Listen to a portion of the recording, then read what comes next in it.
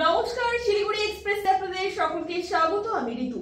চুরির অভিযোগ দায়ের হওয়ার মাত্র 3 ঘন্টার মধ্যেই গ্রেফতার চোর। উদ্ধার হলো চুরি যাওয়া সোনা রূপোর অলংকার। ঘটনাটি শিলিগুড়ি মেট্রোপলিটন পুলিশের অন্তর্গত মাটিগাড়া থানার পাঁচকেলগুড়ি এলাকায়। স্থানীয় বাসিন্দা বীরেন্দ্র মজুমদারের বাড়িতে গতকাল দুপুর 12টা থেকে বিকেল 4টের মধ্যে ঘটে এই চুরির ঘটনা।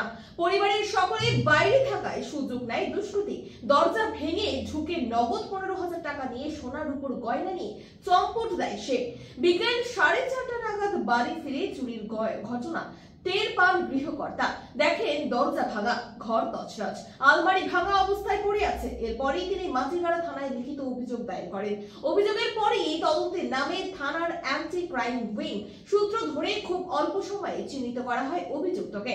রাত 8টা নাগাদ পাঁচকেলগুড়ি এলাকা থেকে ধরা পড়ে বাপি রায় নামে এক যুবক। পুলিশের জেরায় সে অপরাধের কথা স্বীকার করে। তার বাড়ি থেকে উদ্ধার হয় সোনার উপর অলংকার, যদিও নগদ 15,000 টাকা এখনো পাওয়া যায়। মাটিগাড়া থানার পুলিশ জানিয়েছে ধৃতকে আজ জিজ্ঞাসাবাদ করে নগদ অর্থ উদ্ধারের চেষ্টা চলছে। স্থানীয় বিস্কুট ফ্যাক্টরি এলাকার বাসিন্দা বাপি রায়কে আজ আদালতে তোলা হয়। অন্যদিকে পুলিশের দ্রুত পদক্ষেপে দুষ্কৃতী গ্রেফতার ও অলংকার উদ্ধারে খুশি গৃহকর্তা বীরেন্দ্র মজুমদার।